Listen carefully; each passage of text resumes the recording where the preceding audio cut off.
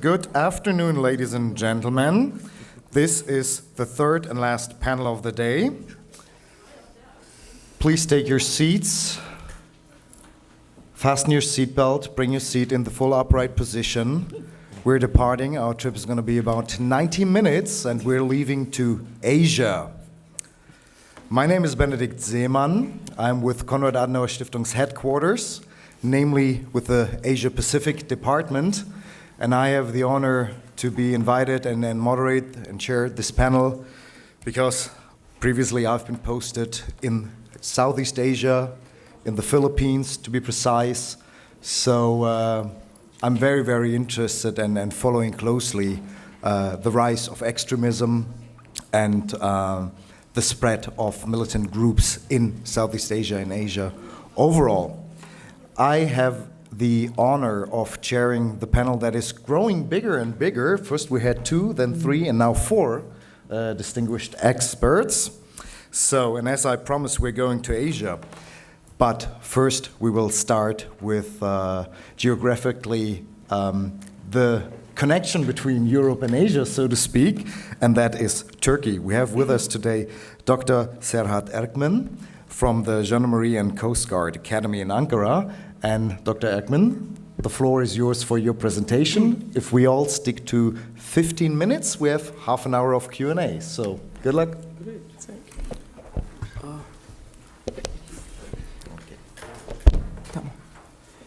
you. Thank you, Mr. Chairman. First of all, I would like to thank whole people who's organizing this great event. In fact, I have a presentation for both mainly ISIS networks, but some Al-Qaeda information inside Turkey. I will share some official statistics, and I also share some statistics which is based on my database, which goes back 2001, because I have been trying to learn jihadist organizations in Turkey for the last almost 15 years, and still I don't know what's it. I mean, but I have a huge database, and I'm trying to share some parts of it with you. First of all, the network of ISIS inside Turkey, I mean, I have to say that it was built on the old Al-Qaeda network by ISIS main leadership. Especially in the first part, we have seen several old Al-Qaeda Turkish members, which are not very well known outside Turkey. And I will try to explain who are these guys. And some veteran Al-Qaeda members organize many small cells and logistic teams. And then some of them lead some cells and networks in Turkey. So far, although Turkish press several times wrote that there are Turkish emirs of ISIS or Al-Qaeda, I have never agreed with this idea. I mean, there was no emir of Turkey. Maybe we can talk about some network leaders, such as Yunus Durmaz. He was the leader of ISIS network in Gaziantep. He was responsible for many attacks in Turkey and finally killed. But there is no emir of Turkey. And most of the Turkish network are strictly, directly, strongly linked to headquarters. I mean, the Foreign Operational Bureau, whatever it is, I mean, in Raqqa and Mosul. And there are many cells split in many parts of Turkey. And the relation between these different groups are very loose, and most of them don't know each other, but they know their main headquarters and the leaders. For explaining to, in order to have a better understanding in Turkish network, I try to separate that foreigner structure and the Turkish one. Mainly they are very linked to each other, but it gives some clues to how it works in Turkey. Okay, the local leadership is not based on nationality. Networks is the facilitator, and the cells are striking bodies in Turkey. Whenever there's an order, direct order from the main leaders, they combine and attack. Okay, here is the first statistics.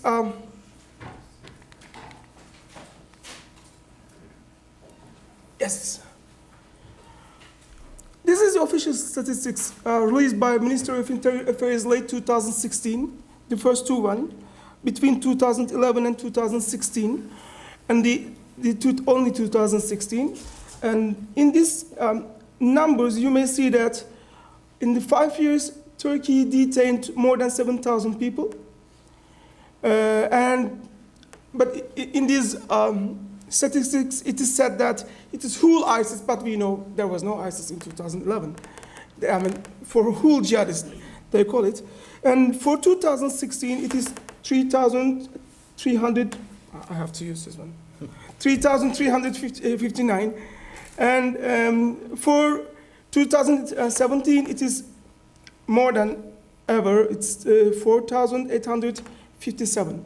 So this is my database, lesser than the official statistics, but I can track who is foreigner and who are Turkish. That's why I'm using generally this one. According to my estimation, in 2015, almost 58% of the people who were detained in Turkey are foreigners, and 44 in 2016, and last year it was more than 60%. And this is the statistics on attacks in Turkey by ISIS. It's basically started in 2014, in the beginning of 2014.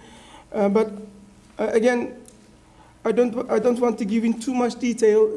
Then I use 2015 statistics. As you may see, in 2015 and 2016, ISIS, in quotation, was successful to attack in Turkey. But in 2017, many people thought that, okay, ISIS gave up to attack in Turkey.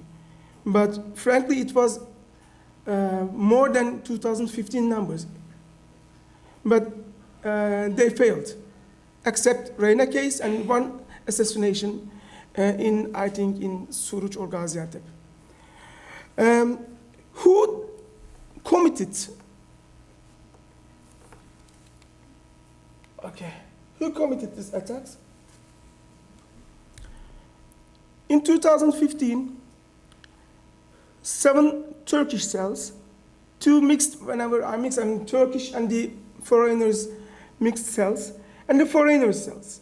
In 2014 and 2017, the foreigner cells are more aggressive because of probably the command and control in Raqqa. So many researchers have idea what is the foreigners, I mean Central Asian guys and Caucasus guys, and Syrian, Iraqi, and the people from North Africa, even from Pakistan. Some European citizens joined the attacks Turkey, but we have less information about the Turkish jihadists. I found the first Turkish citizens who were killed in Afghanistan in 1978. 1978. No, 87, I'm sorry, 1987. Then, in that time, the numbers were too low. But after Bosnian experience, Chechenistan experience, Ogaden case, we may say there were few Turks who joined jihad. There was no network. It was mainly individual decisions. People who want to travel to Afghanistan or Kashmir or Chechenistan had great difficulties to go there. But we saw some NGOs, so-called NGOs, who became the main facilitator for travels and for joining this organization. And after 1992, it became more organized, participation increased, mainly Turkish citizens, low-rank members. It's changed after mid-1990s, and mostly middle-class citizens. And let me quick a little bit. And for the second generation, especially after 1991, and it's 2001, we had experienced jihadists among Turks. They mainly focused on Afghanistan. Some leaders and commanders appeared. Even a Turkish citizen had its own camp in Afghanistan. More organized in Turkey, family links and networks appeared. And finally, we had the attack of Al-Qaeda in 2003, November 15 and 20 in Istanbul. And this time, in this period, they are mostly low-class citizens. Jihadist families appeared, but very low number. The participation started to increase. This is the statistics about the killed Turkish citizens in jihad between 1987 to 2011. I can count 190 people. And I'm sorry, I'm not good at, okay. 190 people, and almost half of them were killed in Afghanistan. Then Chechnya, Bosnia, Somalia, and the other cases. Even we have one citizen who were killed in Philippines.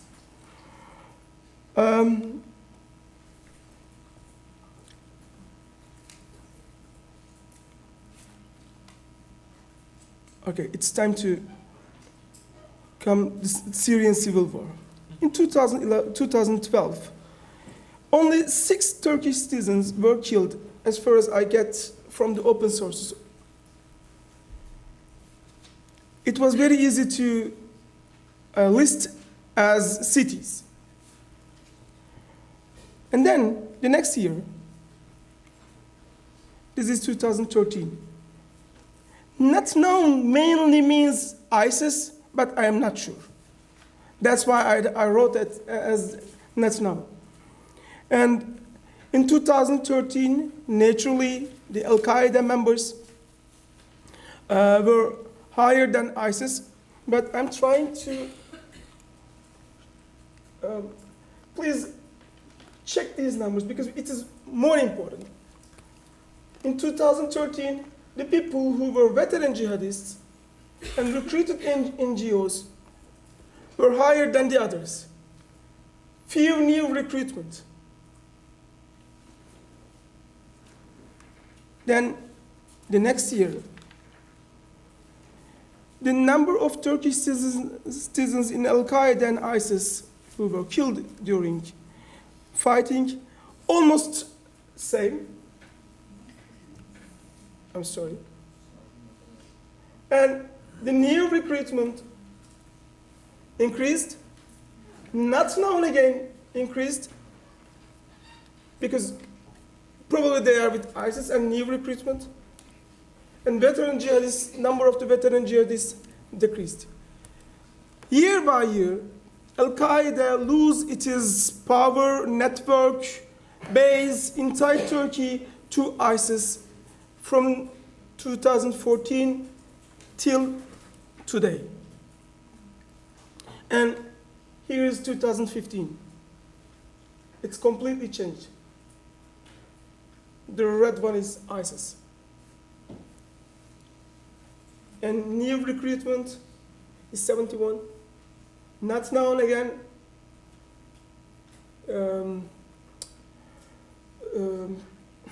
22 and 11 for veteran jihadists. So this is 2016. The figures start to decrease because organizations which are close to ISIS or Al-Qaeda stop to share information about their, in quotation, martyrs. The people who were killed in behalf of ISIS or Al-Qaeda because of the heavy pressure over them, not only from the security forces, but from the local population. So I believe that after 2016, it is very hard to collect from the open sources about the, on information about the people who were killed in Iraq and Syria. Then we have 2017, it's almost nothing. So what is the main findings on last era? Numbers sharply increased. In 24 years, almost 190 Turkish citizens were killed in very faraway places. And in 5 years, at least I can collect more than 370 people. And I believe I have new findings, and I believe that it will be double when I will finish it.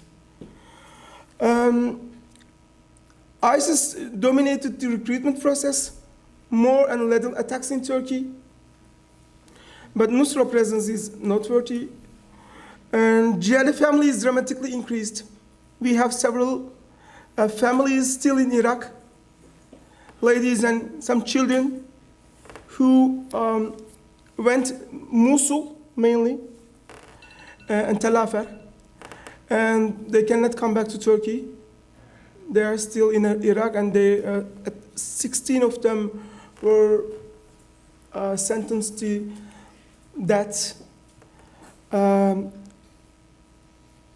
the way, okay, this is foreigners. Especially in 2017, the number of the foreigners who were detained in Turkey as a part of ISIS or Al-Nusra or Al-Qaeda network sharply increased.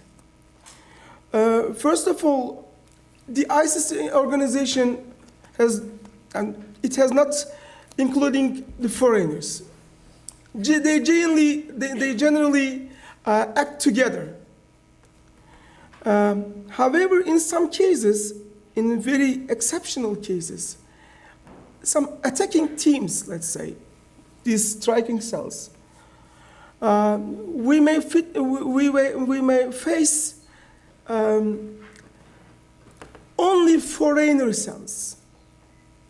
And because of Reyna case and Atatürk airport case, people think that they are Central Asian or Turkistani, but statistics say no. The number of the Syrian and the Iraqis nationality, the citizen are higher than any other country, both in terms of detained and arrested and their participation to attacks in Turkey.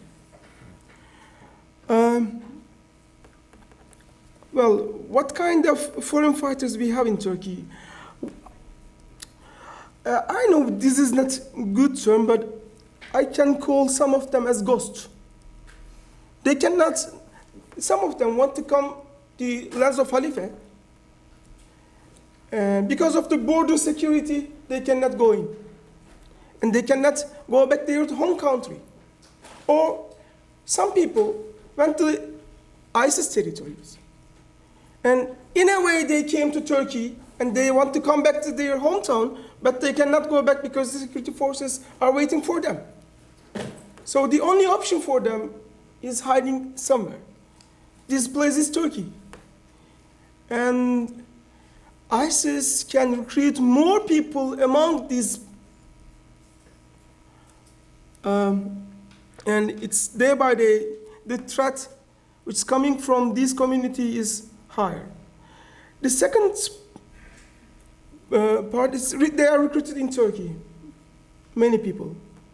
And the guys who came for attack, and they are directly sent by ISIS. So I think it's almost 15 minutes, right? Yes. Just two sentences I need to underline. The collapse of Yunus Durmaz cell really increased the role of foreign fighters in Turkey. He was very important. He was in Afghanistan for a few years and came to Turkey, organized many attacks, including the railway station in Ankara. And the files which was gathered from his personal computer tell that he was trying to organize an insurgency, not a terrorist attack. He was trying to get almost 400 people to create an insurgency for a short term in Gaziantep and the nearby region. And it may change the whole story of jihadist movements in Turkey. Fortunately, he failed. And the second thing is, currently, ISIS is losing its power in Syria and Iraq, and same in Turkey. There was a discussion on the morning about can ISIS come back to Al-Qaeda or not? In Turkish case, they are going back to Al-Qaeda. At least many of them. Not all, but many of them. But we will decide later if it will be true or not. Thank you very much for your patience. Thank you. Thank you, Dr. Ekman, for your presentation. Please save your questions for the Q&A. So, and to make sure we stay on time, without further ado, I hand over for the topic of jihadist groups in the Caucasus and their affiliation with ISIL and Al-Qaeda to Bennett Clifford from George Washington University. Thank you very much. I'll try to be as brief as possible and answer 3 questions related to Caucasus-based jihadist group. The first is what remains of ISIL and Al-Qaeda's affiliates in the Caucasus. My very brief answer to that is not very much. Neither group since 2014 has been able to exert territorial control in the North Caucasus or maintain a stable leadership core. People often talk about the Syrian jihad as a 5-star jihad with creature comforts for foreign fighters. In that respect, we can refer to the jihad in the North Caucasus the way it's always been, as a 0-star jihad. It's very difficult to fight. It requires fighting in mountainous terrain, in the forest, and against Russia, who employs a certain kind of measures in dealing with the internal insurgency that does not end usually particularly well for the fighters that travel there or are waging insurgency there. For Al-Qaeda, it's now, and we can say it is defunct, I think very definitively, Project Imarat Kavkaz, or the Caucasus Emirate, went through a territorial decline and complete destruction of its leadership following a quick secession between 3 different leaders in between 2013 and 2015. A lot of these struggles are exemplified in a 2014 video released by their then emir, Ali Asghab Kerbekov, who released a video decrying and criticizing the fighters from the Caucasus who had left to Syria. One commentator on the site Sham Today, a Russian-speaking jihadist forum located out of Syria, responded to this video by telling Kerbekov in no uncertain terms to, quote, shut his mouth and stick to eating leaves in the Caucasus, which shows how the fighters who were transiting to Syria at that time viewed the jihad in the North Caucasus as hanging out in the forest with nothing to show for it. They viewed the real jihad in Syria and Iraq. ISIL additionally tried to start their own wilaya in the Caucasus province, in 2015. This followed the defection of several leaders of Imarat Kavkaz to ISIS by swearing loyalty to al-Baghdadi. So in 2015, they set up the province and appointed Rustam Asildarov, a seasoned jihadist in the North Caucasus. But less than a year into his term as wali of the Caucasus Wilaya, he was also killed in a counterterrorism operation. And since that time, there's not been a successor named. So we can treat this sort of as a province in name only. It does not have any infrastructure behind it, and the leadership determinations are unclear. 2 factors make it very difficult for jihadist groups to maintain affiliates in the Caucasus. The first was the outflow of foreign fighters to the Syrian-Iraqi conflict, which drained the pool of available militants. And then the second, which was situational and relatively unique, not just in the Caucasus sense, but in the global sense, was the run-up to the 2014 Sochi Olympics. During this time, as you could tell by the leadership sessions, Russia employed a lot more frequent counterterrorism operations and also employed some tactics that other states have not tried out before, such as what can be putting lightly is turning a blind eye to the foreign fighters leaving for Syria and Iraq. In some contexts, there are actually evidence to document the FSB aiding some of the fighters traveling from North Caucasus to Syria to get them out of the territory, prevent them from committing insurgency at home and disrupting the Olympics. They then ended up in Syria. I think someone commented on this earlier with Vladimir Putin's quote is, we can't send you to heaven, but we can arrange your meeting, to say the least. As a sum of all these factors, ISIL, more so than Al-Qaeda, is able to direct and inspire small cells of supporters to commit attacks in the North Caucasus. This is most recently exemplified by a February 2018 attack in the town of Kizlyar in Dagestan on churchgoers. But to expect more than that from either Al-Qaeda or the Islamic State in the short term, I think would be misguided. The second question I'll look at turns to the situation in Syria. As we heard during the keynote speech, some estimates place Russia as the largest producer of foreign fighters. If that's not the case, they're definitely one of them, because over several thousands actually, of Russian citizens traveled to Syria and Iraq. In terms of their status now, only a small fraction are likely still active in the Syrian and Iraqi theaters. Most, we can say, were killed during the sieges in Mosul and Raqqa. But determining what happened to the rest is difficult. In terms of the jihadists that are still active, they can be split into two groups. The majority and the larger groups are the jihadists from the North Caucasus that are affiliated with groups other than the Islamic State. They're mainly active in northwest Syria, especially in the province of Latakia, where they initially set a stronghold. They internally refer to it as the Syrian Caucasus due to its mountainous terrain and the ease of transferring their fighting skills from the North Caucasus to that province specifically. And these groups are interesting for our broader discussion about ISIL and Al-Qaeda as the two poles of jihadism, because some of these groups fall under neither of those categories, we can say, although they're still clearly jihadist. If you think about a group like Ajnad al-Kavkaz, which is made up of formal loyalists of Emirat Kavkaz that then ended up in Syria and Iraq, they have participated in raids alongside al-Qaeda-affiliated forces in Syria in the past, although their leaders do not swear bayat to either Baghdadi or Zawahiri. There are also groups that are arising like Malhama Tactical, which is notable for being the first quote-unquote jihadist PMC, or private military company. They offer training and services to other Caucasus-based groups. In terms of the ISIL militants still active, we can say that some, potentially a handful, are active in the territory surrounding al-Bukamal, where ISIL still holds a small proportion of territory.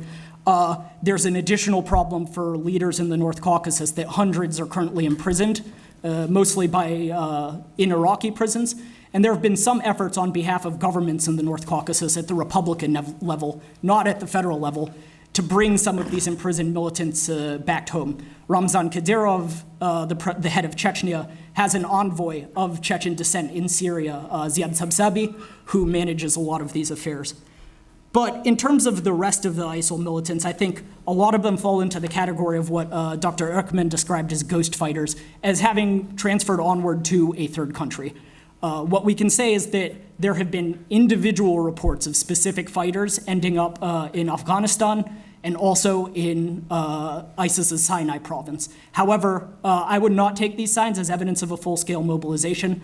As one person told me, they put it, an international jihadist group has formally started an affiliate when the security forces of whatever country they've started an affiliate in find the body of a dead European guy with a long red beard, and they initially say, Shishani. In that case, some of these reports are difficult to verify, but there are verified reports of specific militants arriving in those territories. As for the rest of them, a lot have returned to Turkey's extensive North Caucasus-based diaspora networks, particularly in Istanbul, and to a lesser extent in Egypt, in Ukraine and in Georgia, where in November of 2017, a senior Russian-speaking ISIS facilitator named Ahmed Chatayev, who was responsible for the Reyna nightclub attacks, according to the Turkish authorities, was killed by the Georgian security services, reportedly on transit to Russia. So now we turn to the third question, which is assessing the risk of the return to a full-fledged insurgency in the Caucasus, similar to the way that you would see it during the mid-1990s, late 1990s, and early 2000s. The thing to keep in mind is that throughout all of this travel back and forth, for whatever reason, the same drivers that promote radicalization and the drive to violent extremism in the North Caucasus have remained constant. Russia, nor any of the regional Republican governments have established preventative measures. They tend to rely on pretty hard counterterrorism measures to deal with jihadists. And the same drivers, such as corruption, repression of conservative Muslim communities, as well as deeply rooted networks, stretching back, in this case, decades of jihadist supporters, make it likely that in the future there will be a future radicalized pool of individuals in the North Caucasus that whatever jihadist group that chooses to take advantage of that situation can draw from. Which one it will be, whether it'll be ISIL or there will be a return to Al-Qaeda, I'm not absolutely sure, but I view this more as a medium to long-term threat just because of the substantial size of the outflow of foreign fighters to Syria and Iraq. But the other thing to take into account now is that because of the loss of that outlet, because militants from the North Caucasus no longer have the option of traveling to Syria, and for the considerable future may not have the option of traveling to other jihadist-controlled territories as well. The question for Russian authorities, as well for the authorities of the third countries that returning foreign fighters have arrived in, is what is the outlet for these fighters? So far, with the exception of Turkey, there have not been any substantially planned attacks by this network. However, you could see a change in that, both in the North Caucasus as well as the third countries that they currently reside in. So on that note, happy to answer any other questions, and I look forward to a productive Q&A session, but that's my remarks.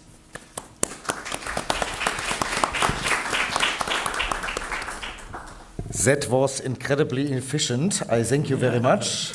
My German heart is so happy that I'm losing my accent over your efficiency. Back to my accent. Since we're moving in terms of geography from west to east, it is now the turn of Noah Tucker, and he will tell us about ISIL and Al-Qaeda's footprint in Central Asia. Can I get the slide remote? Thank you.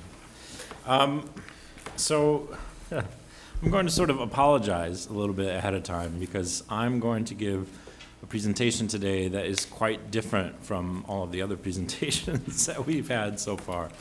And part of that is because Central Asia is very different than the other regions that we've talked about up to this point, and I'll talk about those reasons why. But another thing is that, and I hope that you'll indulge me on this, on the promise that I'll be happy to answer questions if you have more along the lines of a traditional terrorism analysis sort of presentation. I've spent a lot of years working on Central Asian jihadism, looking at leadership structures and group divisions and provinces where this number of fighters fight and this sort of thing. And then just in the last couple of years, I've gone to looking at a different side of the equation. Rather than looking at the groups themselves, I've started to explore the problem from the point of view of specific localities where these things happen. And I'll explain in a second why that is particularly relevant to Central Asia. And second of all, my background is a bit different. I'm not a political scientist. My disciplinary training is actually in anthropology. And so what we're going to do today, a little bit of, is see what happens when you look at the problem of militant extremism from an anthropological perspective.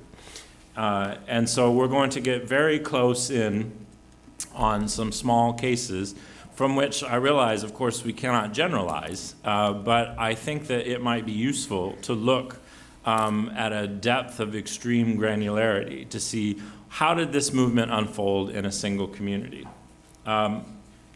So Over the past 5 months, I've been working in 3 countries in Central Asia, in Kazakhstan, Kyrgyzstan, and Tajikistan, and interviewing people who have been directly affected by this. So this is an excerpt from an interview that we did in December in Dushanbe with a doctor and a radiologist named Amradin Vatanov, whose story just doesn't fit any of the standard explanations that we have for this. He's a very successful doctor who works at Dushanbe's Central Hospital. He had a close relationship with his son. They're relatively quite wealthy. They're well connected. They live in the capital. They have all of these things, all of the factors that everybody throws out first for vulnerability. None of them fit for this family. And then on top of all of this, they're ethnic Tajiks who can't speak or understand Arabic, who have no cultural ties to the Middle East, and who should have no connection particularly to a Sunni-Shia conflict that's happening hundreds of miles away. And one day he comes home from work like any other day, and he finds his wife in tears. His son has called from the airport in Moscow, where he'd been sent to study, not to work, like many Tajiks who go as migrant laborers, but to study in a good university. And he calls and says, "Pray for me, give me your blessing. I want to go to Syria. I want to fight jihad. I want to become a martyr." So already, from the time that he left, he already wasn't just going to go fight. He wasn't just going to go participate in this thing or have an adventure. He had decided from the beginning that he was going to die. And so when we find cases like this, especially in Central Asia, it becomes very difficult to use any of our explanatory models. Central Asia is especially important for us too, because in spite of the fact that it has no ties, no historical ties, no cultural ties to this conflict, and the vast majority of Central Asians who were recruited as foreign fighters couldn't speak the language of any of the people that they were joining. So this is a very stark contrast from Western Europe, where, as Guido mentioned earlier, we have mostly people from an Arab background of some kind who were pulled into the conflict. Central Asia, we don't have this at all. People with utterly no cultural, linguistic connection to this, and no understanding of the religious questions that were at play. All the same, as you see from the chart produced most recently by the Sufan Group, it looks like now the number from the Caucasus and Central Asia actually exceeded the number of foreign fighters even who came from the Middle East. And so we have something that's quite difficult to explain. Another thing that's very difficult to explain about Central Asia and its role in the conflict is that it's extremely uneven. We'll see large numbers of people come from very small regions, from very particular geographic concentrations. So in the case of Kazakhstan, about a third of all of the people who came went from this small mining community of Jezkazgan that we'll talk about a little bit today. But this is an extremely remote, very sparsely populated area in the middle of the Kazakh desert that not only is not connected to the Middle East, it's not even connected to the rest of Kazakhstan. But yet, for some reason, a third of all of the people who went from Kazakhstan came from this one region. In Kyrgyzstan, it's even more stark. Actually, up to 80 to 90% of everyone who went came from a very compact southern region within just a narrow angle of a valley inside Kyrgyzstan. And not only that, a whole third of all of those who went from Kyrgyzstan came from a single village and its environs around that region. So again, we have these odd patterns. In Tajikistan, a little over a half of all people possibly as many as 2/3, came from the southern Khatlon region. So the same pattern that we see displayed again. And so what we've done over the past 5 months with this project run by Radio Free Europe, Radio Liberty, with funding from the US BBG, which is an extension of the State Department, is to go to these regions, to these hotspots, and try to do some close-up work and run focus groups with residents and lots of interviews with families who have lost people to try to understand what's happening there. And just for today, since there is a lot to talk about, we're just going to talk about Kazakhstan because making the puzzle more difficult again, I find Kazakhstan to be the most challenging subset of all of these questions. In my previous work, most of it is focused on the role that labor migration played in recruiting from Central Asia. It is very significant. About 80% of all of the people recruited from Central Asia were not recruited from their homeland, they were recruited from Russia. And so you could say the conditions happening in Russia or the conditions referring to the Caucasus groups may have played more of a role than anything happening in their home countries. But Kazakhstan is a major exception to that. Kazakhstan has almost zero labor migrants in Russia. And so almost everyone who was recruited from Kazakhstan was recruited from inside the country. They also overwhelmingly joined ISIS.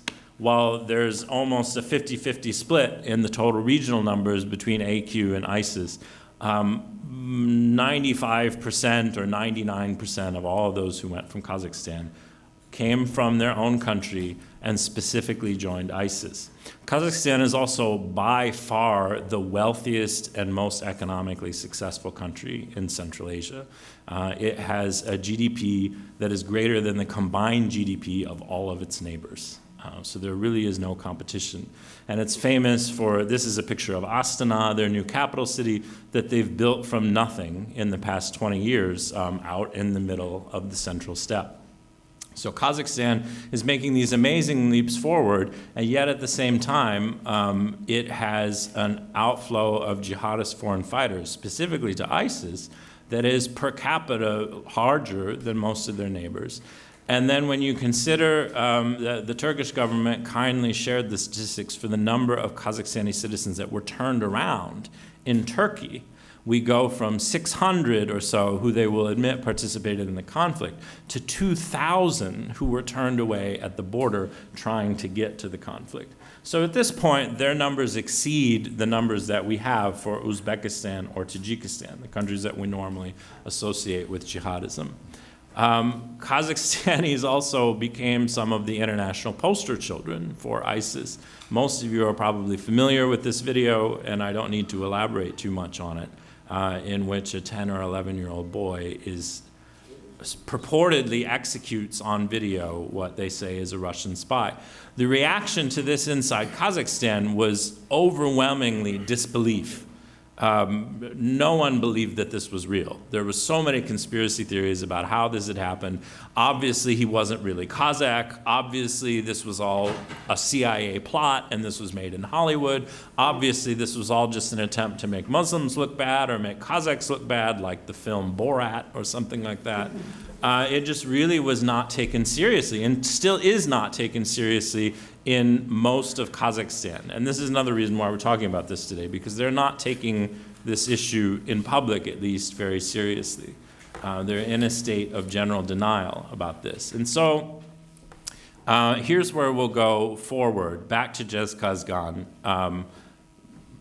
into small level granularity. This is a little 4-year-old girl named Asiya. She is, in my experience, after studying this for a lot of years, this is the first time I ever had the orphan of a jihadist fighter run up and hug me. And that has changed the way that I think about this to a large extent. And Asiya is such an interesting case because she doesn't know that her father is dead. Her grandparents, who she lives with, have told her that her father is working in Russia and that someday he'll come home. She has no idea. They've decided that she's not ready to learn about this yet. She lives in a little town outside of Jezkazgan. It's even smaller, called Kengir. And you'll see immediately the visual contrast between this and Astana. In Kengir, they don't have water. They don't have running water inside.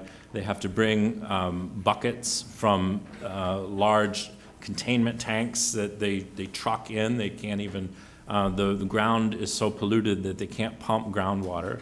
They have no heat, they have no gas, they have electricity most of the time, but this is an example of a place that was only 30 years ago a thriving, normal settlement that lived at the same level as everyone else in the Soviet Union, and now lives as if they're in the 19th century. They cook with coal all throughout the winter because they can't use the electric stove, and they don't even have natural gas. In a country that is one of the more hydrocarbon, mineral wealthy countries on earth, they don't have gas to heat their apartment with or to cook with. These are her grandparents who take care of her now. The story that they told, I won't get into it too much, but this is in the center, holding the baby there is a picture of her father, who knew her only for a couple of months before he abruptly disappeared into Syria. And you'll notice that her mother there, standing next to him, has adopted what is for Kazakhs a very non-traditional form of dress. And this is a story that you hear repeated over and over again in Central Asia as a precursor to this.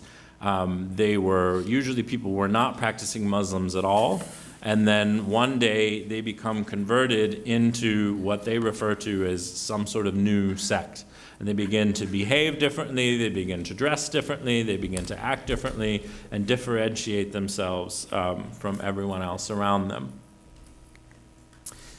This is the outskirts of Kengir. It's the ruins of a former Gulag labor camp, which is the only reason that Kengir is actually quite famous. We'll talk about another resident. This is one of the participants in our project who I interviewed a number of times. His name's Aset. He's 24 years old. He lives in Jezkazgan now. Jezkazgan, and this is referring to the whole region, only exists because there are massive copper deposits there. And the entire economy of the region was built around these copper deposits. And throughout the post-Soviet period, the only economic purpose that this region continues to serve are mining and refining these copper deposits. This is the massive Soviet copper refinery that they have there. It's the largest single employer and really the only thing that we have. And the pattern that we see over and over again in Kazakhstan is that large numbers of recruits are taken from these areas that are what are in Russian called monogorody. So they're single-purpose settlements or single-purpose towns. They were built around a single industry, so either oil drilling or mining or copper refining or something like this. And this is the pattern that we see over and over again. Jezkazgan is one very much like this. Aset took us out to see the village, again, just outside of Jezkazgan, where he grew up. So keep in mind as we look at these pictures that this young man is only 24 years old. When he was born and raised in this village, it was, again, a thriving, normal community. It was a very idyllic area. The village is called Rudnik, which in Russian means deposit. So they built this town around a copper deposit and moved people from all over the Soviet Union to come and live and work here. Now, the National Mining Company has decided that the town itself is worth more for the small deposits that are underneath the ground there than it is as a town itself. And so they've begun to buy for very little the apartments that are left for everyone inside this village and move them out into sort of prefabricated housing in a nearby city that's basically worthless. This is the building where Aset was born and grew up. This is the outside. This is the interior stairwell. This kid is 24 years old, And this is the house that he lived in. This is the town library and what's left of it. The central square that used to have a 2-story massive Central Asian restaurant in it. It was the hub of the nightlife, again, 20 years ago in this village. And surprisingly, it's still actually fairly heavily settled. There are lots of people who still live in this village because the deal that they're being offered by the mining company is so bad that they would rather stay in the village with no city services and a bus that comes twice a day and walk an hour to school through the minus 40-degree temperatures on the steppe than they would move out to these new apartments. And so you can begin to see where I'm going with this. As people in these communities look at the development and the amount of investment that are being put into the capital city, into Astana, to the $4 billion that was expended for the famous International Expo about the future of energy, and the buildings that were created for that, for the sole purpose of the 6 months of this expo, and the incredible amount of money that's widely understood was stolen from those $4 billion and reapportioned to other things. We can begin to understand how people from Jezkazgan might feel. This is back in Jezkazgan. It's right on the outskirts of the city. As you come in from the airport, there's this sign. It's a very encouraging sign. It says, "Rise again, live again, Kazakhstan." And so in Astana, you get this, and in Jezkazgan, you get this. And this is broadly the case for all of central and western Kazakhstan, as parts of it do extremely well. Others are left behind. And residents here are very cognizant of the fact that the wealth that builds the expo and that builds the capital city out of nothing, and that the wealth that is created for people in the capital to be able to steal all comes from them, from the mining towns, from the oil towns, and this.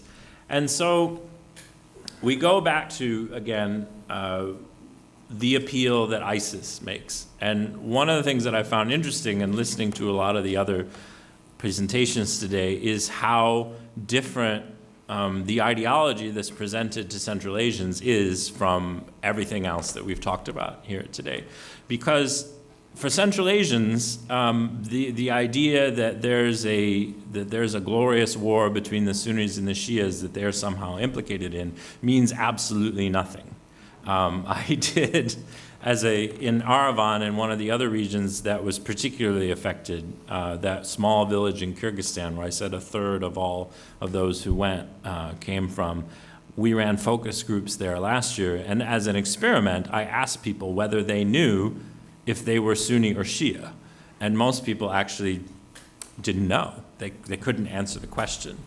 So these parts of the transnational Salafi jihadist ideology, whether it's Al-Qaeda or whether it's ISIS, mean almost nothing to people in Central Asia, in particular to those in Kazakhstan who 6 months ago had never picked up a Quran before, had never been to mosque, and had never been to prayers.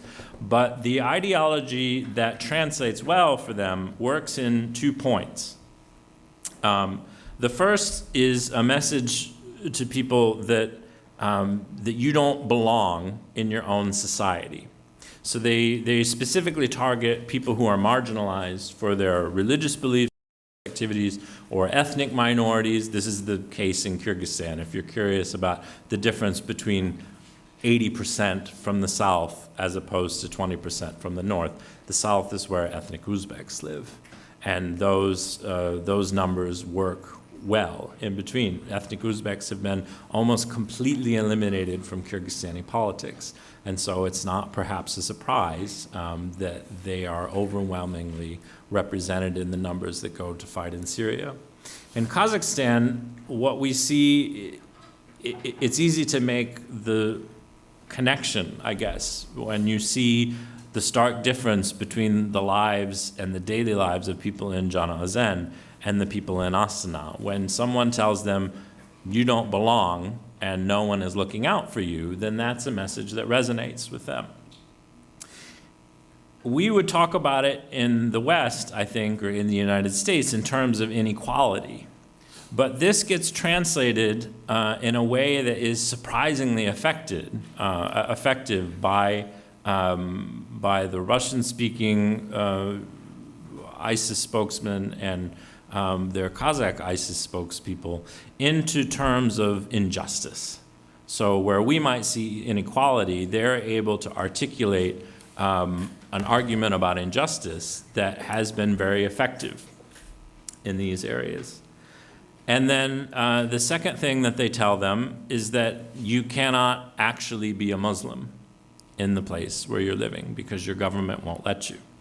And as the government's already building upon a foundation of Soviet atheism and deep suspicion of religion, their first reaction, anytime they have one person or a dozen people that go to Syria, much less when they have videos circulating on the internet of supposedly an 11-year-old in Syria executing people on behalf of ISIS, is to go very hard after even external signs of religiosity. And so they spend a great deal of time discussing whether or not they should ban beards beyond a certain length and women covering their heads. And this is, I know, it is quite funny, but this is really seriously their approach. And in Tajikistan, actually, over the last 2 years, the police have begun hauling bearded men into the police stations and forcibly shaving them on a massive scale. At one point in 2016, we had reported at least 16,000 forced beard shavings in Tajikistan. And this is their gut reaction anti-extremism policy. Because for them, acknowledging the inequality or any political reasons that might be behind the appeal of these groups is just a no-go zone. We can't acknowledge inequality, we can't acknowledge corruption, and so it has to be foreign missionaries who are telling them to grow long beards. So this creates a real problem where the government's reactions, the government's responses and their own counter-extremism measures tend to play very well into the narratives that people are hearing from ISIS. There's not a whole lot, there's very little theology, there's very little understanding. It is a kind of mutated version of what we would see happening elsewhere. But it's grafted in certain places onto a political situation that has what looks like will be, I'm afraid to say, a lasting response. And even if ISIS is gone in Syria, or even if Kazakhs are no longer going to participate, the legacy that this has left in communities like Jizkazgan is ongoing. So I'll end with that. Thank you.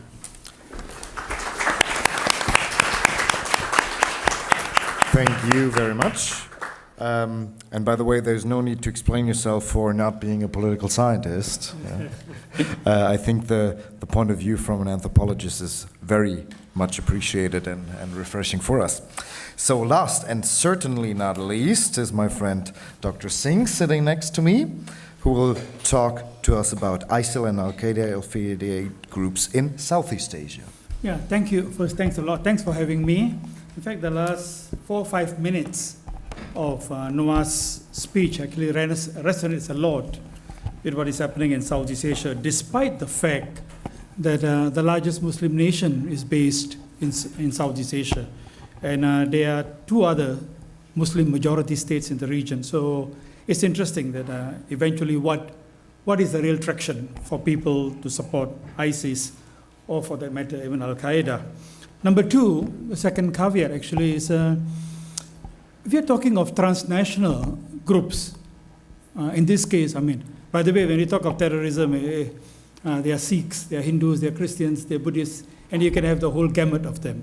So if you're looking at Islam, we have a long history of groups of this nature playing in the Southeast Asian environment. And the pattern is actually repeating itself. Whenever there are transnational pressures, how do national groups react? And there have always been two types of reaction. One, they stick on to that national dimension, and they do not actually buy into the international one. So when Al-Qaeda emerged, in fact, I'll go back way back. So the first Wahhabi movement in the region was 1802, 1803 in Indonesia. After the Japanese occupation, Indonesia had a full-blown Islamic insurgency. It was totally national, notwithstanding what the Islamic Brotherhood was doing in the Middle East, or earlier, what the Wahhabis were doing in Saudi Arabia. After Afghanistan, a similar thing happened. Notwithstanding the fact that there were many groups from Southeast Asia actively fighting, dying, and then bringing back this virus into Southeast Asia, there remain groups which did not buy into Al-Qaeda. And this group remain up to today. The same thing, ISIS. Do you buy ISIS? Do you buy into Al-Qaeda? Or you stick to your nation? So today, we have actually three variants: the nationalist jihadis, the pro-ISIS, and the pro-Al-Qaeda. So this whole idea of no one size fit all, the context being very critical, I think is something which we pay a particular attention to. I've gone into prison, not because I've committed a crime, but interviewed a lot of Indonesian detainees, ISIS detainees. Why? You know, none of them so far, none of them told me, I went in there because of ideology. But maybe there's a linkage to ideology. The main reason is I want to kill the Shias. Why?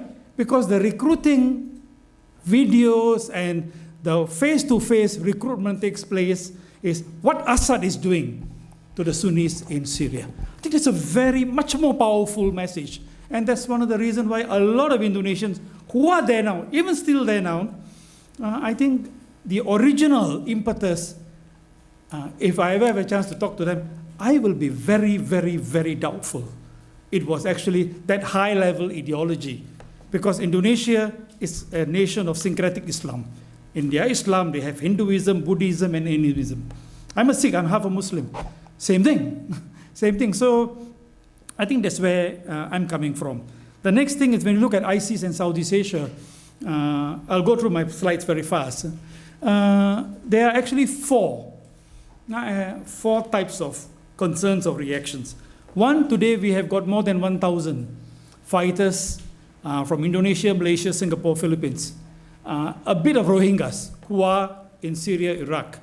What has happened after the fall of Raqqa, we do not know. We don't know where they are. So you all are asking where are the Caucasus guys and where are the Central Asians?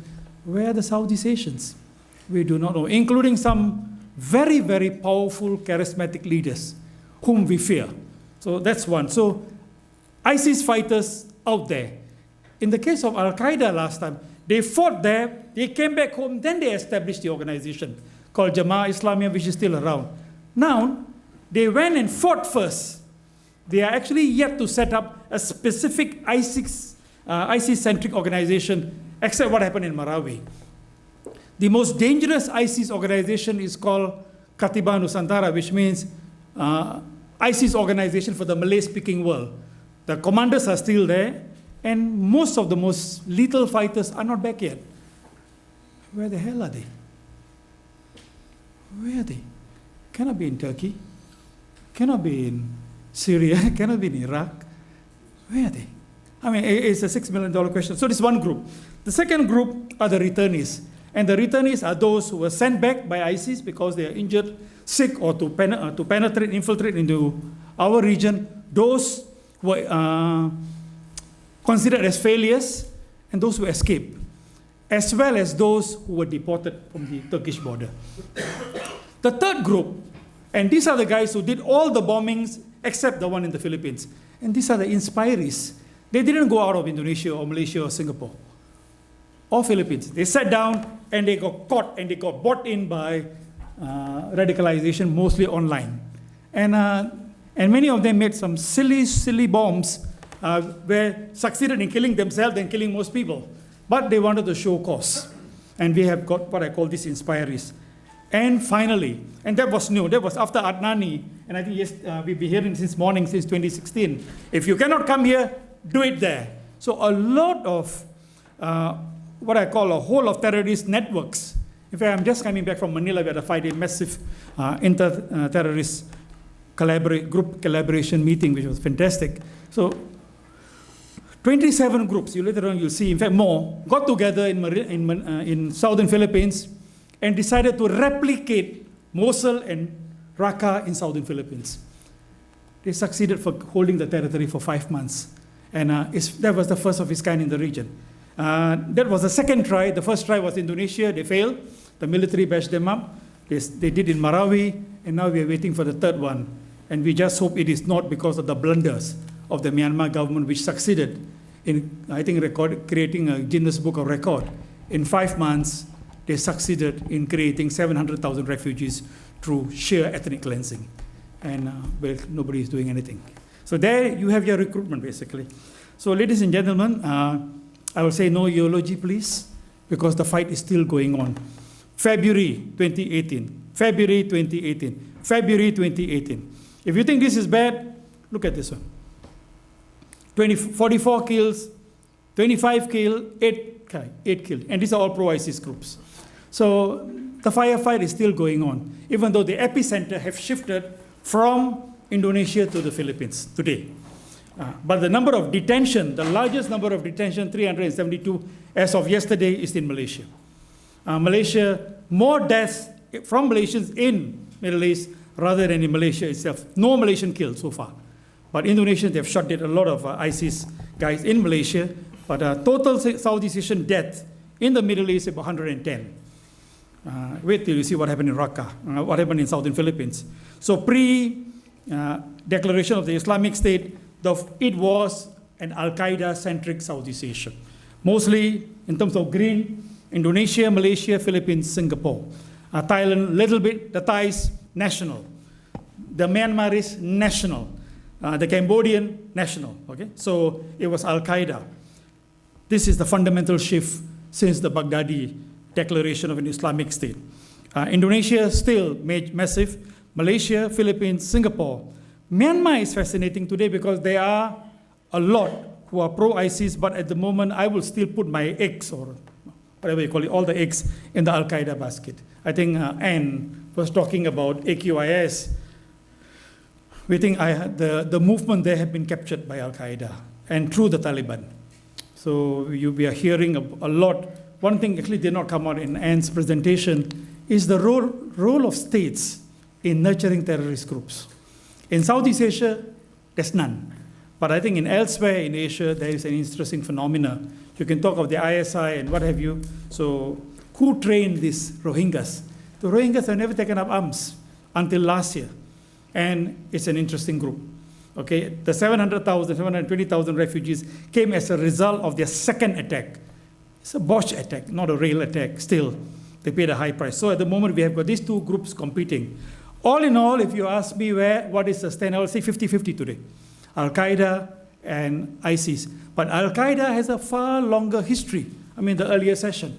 More than 30 years of footprints. And they have benefited from our focus being on ISIS. Everybody talk of the ISIS-centric world today. And we took off our eyes from Al-Qaeda. They've been developing. They are recruiting. They are expanding. And some governments, strange enough, believes in bad and good terrorists. And they started to nurture this pro-Al-Qaeda group to fight the ISIS group.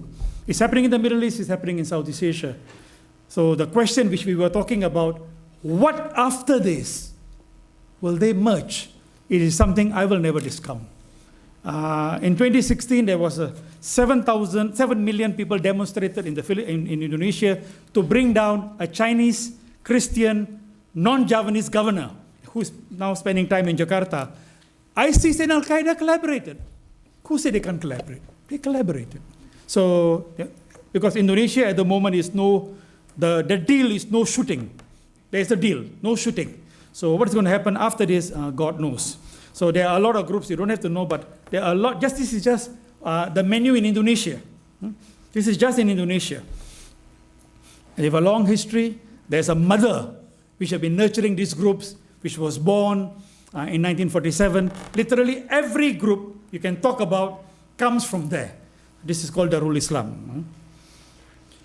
So Jamaah Islamiyah was the main outspring pro-Al-Qaeda from this group, and this was the first Southeast Asian-wide terrorist group in the region, pro-Al-Qaeda, given birth with the help of the Americans, who brought them to Pakistan to enter into Afghanistan to bring the Soviets down. So again, many governments close their eyes. We have this joke, one-way ticket to heaven, okay? You go there and you don't come back. That was the understanding in many of the governmental officials thinking, including the intelligence organization. Unfortunately, they came back. But in the case of Southeast Asia, only 157, total 157 Indonesians were trained, okay, in Afghanistan, Pakistan. Today we have got more than 1,500. Just imagine, and we are still in the pro-Al-Qaeda mode. When these guys come back, the real fighters come back. What have come back are the families injured, who have gone cuckoo. The real fighters have not come back yet. If they come back, we just can't imagine. So Jamaah Islamiyah, this is the broad connection in the region. On this side is why they join a whole host of reasons. Ideology is just one of the many factors, one of the many drivers. From where I come from, I mean, I'm part of an organization with the government which we do de-radicalization. It's important for us. I like to know what is the illness this guy is having. He's having a cardiac ailment. I cannot give him a headache medicine. I need to fit the medication for the illness. So it's important for us, and you can see ideology is just one small component. Okay?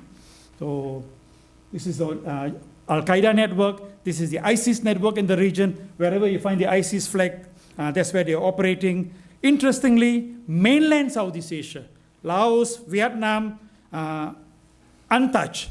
Cambodia a little bit. But during the Al-Qaeda time, Cambodia was the ghost operator. The most important commander of Al-Qaeda group in Southeast Asia called Hambali, who is now in Guantanamo, was actually spending all his time in a place called Kampong Cham in Cambodia. Look at the groups. I mean, sorry, they're very small. Indonesia, Philippines, Malaysia. They may not all be active at a 3-star level or 5-star level, but these are the groups, and they are morphing. They are joining, rejoining, breaking up, coming in. But if I can put so many names to them already, and only God knows how many I do not know. Okay? So I think this is the severity of the kind of things which we are talking about, and hence I think congrats to Conrad for organizing this, because this is not something airy-fairy. It's real. It's very, very real. So Islamic State in the region, primary focus is Philippines, Indonesia, Malaysia, and a little bit of Singapore. One of the most dangerous killer at the moment is a Singaporean in the Middle East. The most important arms dealer in the Philippines is a Singaporean. So we have kept up to our tradition of being a trading nation. Okay. ISIS bombing in the region, Philippines, Indonesia, Malaysia. So the focus has been, in terms of attacks, the Philippines. And there are a whole host of reasons which we can talk about during Q&A. But as far as Malaysia and Indonesia is concerned, these are inspirees. As far as Philippines are concerned, there are now some returnees after Marawi. So this is, I think, the most important takeaway. How come, after all that we've been talking about, we had this? And it was 1 year in the planning. 1 year. So the intelligence organization went on a hibernation mode. The government went on a hibernation mode. Everybody went on a denial mode. So much so that the defense minister can go on record and say, hey, when I took office, the intelligence briefing told me there is no ISIS in my country. My God, that was May 2017. And while we analysts were telling long ago, hey, mate, you have these guys with you. So 5 months, ISIS template for Southeast Asia, I call this the whole of terrorist operation against the Philippines. So we're talking of from Southeast Asia, I think my friend there talked about just now Philippines. We have the Turk there, we have Rohingyas there, a lot of Africans there. We have Aussies there, they were caught and sent back. And a lot of Uyghurs from China, a lot of Indians, Pakistanis. So it's the whole network there. It's interesting. And the fact that this is the first capture of a city. This is the map given by the Philippines government, but I think more interesting is on the extreme corner. Right? 1,228 killed in 5 months. Wow. Just 5 months. This is an ISIS operation, Militants 975. It's amazing. And this is a complex by itself. It's a whole of terrorist group, but spoiled, complicated by clans and traditions and corruptions by the army and police. In fact, I saw a video which was very startling for me as a Singaporean. I saw this terrorist group holding a video, M16, and down there it's written AFP, Armed Forces of the Philippines. And there you go. Okay, there you go. So Marawi, at the end of it, where is the next Marawi? They failed in Poso because the military intervened. Now they're thinking of another place in southern Philippines. It may just well be in Myanmar. It may just well be in Myanmar. So one of the reasons why the Philippine area is so important, 2 minutes, I'm over, maybe less. Don't worry, I'm done, don't worry. Okay? I'd like to hear from you all. We have something called the tri-border area. This is El Dorado. This is no man's land and has been like that for the last 5 centuries. This is an area where you want anything, you get it. So government failures in controlling territories, and this is the area. Southern Philippines, eastern Malaysia, and that part of Indonesia. And you have groups of people who are of a particular character. They are of a particular character. What is most frightening today, after Marawi, one of the survivors of that operation is a guy called Amin Bacho. He is from Sulawesi, family is from there. Because of the persecution of the Indonesian government, his family ran to Sabah. He was born in Sabah. From the age of 16, he has been doing jihad in Indonesia. In Philippines. He's only 34 now, today. For 18 years, more than his whole life, he's been doing jihad. And he's married to 2 Abu Sayyaf commanders, including the last Amir of the Southeast Asian ISIS state, Hapilon. So this man has the ability to actually leverage in the region. And that's what makes it so frightening. So we can talk of countering, these are all motherhood things, but I think the most important thing is the last point. You can kill. I come from a culture which believes, I'm a Sikh, similarly, very militant when the time comes, if it have to be done. But if you kill me, my son will swear revenge. If not my son, my cousin, my nephew will definitely swear revenge. So we're very revengeful people. If you think I'm revengeful, wait till you understand these guys. It's in their culture. The Maranos call it Rido. They must. So if I'm a Marano, I'm married to him, he's a Marano. One of the deals when he takes, say, my daughter, he must accept my revenge settlement. And I must accept his settlement. So it just accumulates. And it's amazing. So to me, the soft approach is very critical. How do we de-radicalize? And I think what my good friend here was talking about is very critical. You can't kill your way through. How many? How many do you want to kill? You can't. So, and it's going to be a very, very long war. This morning somebody said we have won, what, you won the battle or you won the war, the battle yet to be won. Absolutely correct. Long history, the importance of transnational terrorism, the dynamism of security threats created by jihadi terrorism and extremism. Just one small point. Sometimes it's very sensitive to say in my part of the world. Is easier from countries like mine. Singapore, Philippines, Thailand, and the rest of Southeast Asia. It's difficult in Malaysia, Indonesia, Brunei. Muslim majority states, I know this is the Middle East, but in my part of the world, Muslim majority states have far greater hurdles and obstacles to undertake operations like this because democracy can be a curse. Why?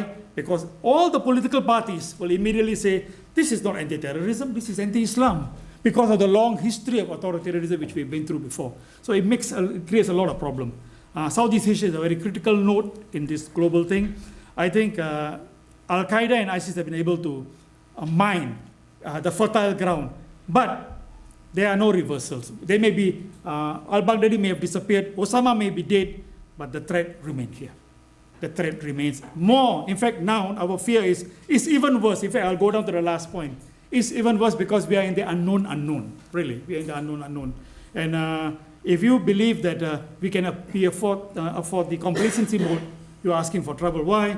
Because the whole of government, whole of society has failed. we need a whole of nations. And bros, this is very difficult in my part of the world because we got so many skeletons standing in the way. And very often governments are not inciting or fueling terrorism, but because of corruption, these guys are able to go through borders, unchecked borders, and many other things. There are many things going on. So finally, the non-physical war is probably going to be even more important than the physical war. Thank you very much. I stop. Yes, thank you very much. And I think the main takeaway might also be the very last point on your last slide.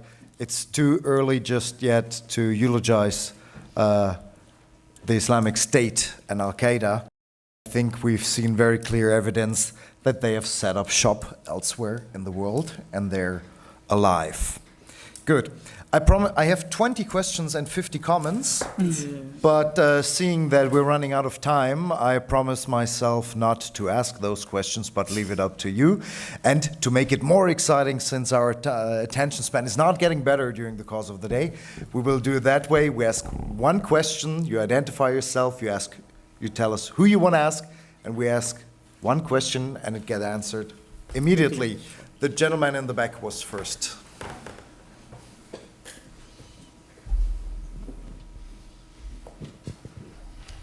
Thank you very much for the very interesting presentations. My name is Markus Tasman. I am a member of the Konrad Adenauer Foundation think tank on terrorism and domestic security. I would like to ask Dr. Erkmans something. You've elaborated on the ebbs and flows in terms of numbers of Turks who would join Al-Qaeda or IS. Would you be able to elaborate a bit on the political factors behind that increase? Because it was very significant that between 2015 and 2016 there was a spike and then it went down a little bit again. I would like to know your view on the government and how far the government's rhetoric in terms of Islamism versus nationalism in Turkish politics might have facilitated that process, might have fueled this process that more Turks would join, or whether that is not a factor that is relevant at all. For you, sir.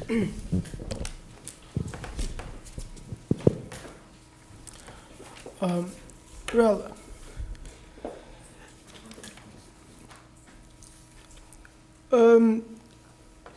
two factors are very important, at least for my understanding. The first one is geographic proximity. People had the idea of jihad. And in the before 2011, it was very hard to go to land of jihad. It was in Afghanistan, it was in Chechenistan, and it was very hard to travel. But when it comes to Syria, it's very close and it's very easy to go there. So I think it was very much affected. It very much affected these people's mind. And there are several people who just went and come back. Just went and come back. Even some of these people did not join any kind of conflict or fight. And the second reason, I think it's quite common in some other cases in the world. Some people wanted to have a new life. You cannot send people with their families by just using rhetorics or politics. Do you know how many families went Syria and Iraq? It is almost more than 35% of full Turkish participants. So maybe some people think that no one is interrupting us, no one is stopping us, so it was easier to join. It could be a factor, but political factor is not that much important, I think. And in the understanding of Turks about Islam, these Salafist tradition is not welcomed. So far, it is not welcomed. Therefore, even if it may affect some people, it's very short. It's not that much important problem. For Turkey, the biggest problem was we did not understand the importance of the threat. It was bigger problem for Turkish maybe politicians and the security forces. How could this jihadist threat will make a big problem for Turkey's own security in the future? Okay, teşekkürler. I saw the lady first and then Dr. Schindler.